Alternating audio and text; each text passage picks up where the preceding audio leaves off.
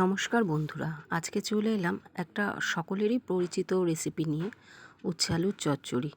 তো এটা আমি শিখেছিলাম আমার দিদার থেকে। তো প্রথমে উচ্ছেটাকে একটু ভেজে নেব গরম তেলে নুন হলুদ দিয়ে। এবার হালকা ভাজা ভাজা হয়ে গেলে আমি উচ্ছেটাকে নামিয়ে রাখবো একটা আলাদা পাত্রে। তারপর ওই তেলের মধ্যেই দিয়ে দেবো একটু সর্ষে ফোড়ন। সর্ষেটা যখন ফাটতে শুরু করবে তখন আমি হাতার পেছন দিয়ে একটু সর্ষেটাকে ডলে ডলে দেবো। দেওয়ার পরে ওর মধ্যে দিয়ে দেবো কুচনো পেঁয়াজ, হালকা নাড়াচাড়া করে তার মধ্যে আবার দিয়ে দেবো আলু যে কুচিয়ে রেখেছিলাম সেগুলো। এবার আলুটাকে নুন এবং হলুদ দিয়ে একটু হালকা করে ভেজে নেব, একটু চাপা ঢাকা দিয়েও নেব যাতে আলুটা একটু সেদ্ধ হয়ে যায়। এবার আলুটা যখন অর্ধেক সেদ্ধ হয়ে যাবে তখন তার মধ্যে আমি দিয়ে দেবো ওই যে আগে থেকে ভেজে রাখা উচ্ছেগুলো ছিল সেগুলো, আর সাথে দিয়ে দেবো ইলিশ মাছের মাথা। আমার দিদা কিন্তু শুধু উচ্ছে আলুর চচ্চড়ি শিখিয়েছিল।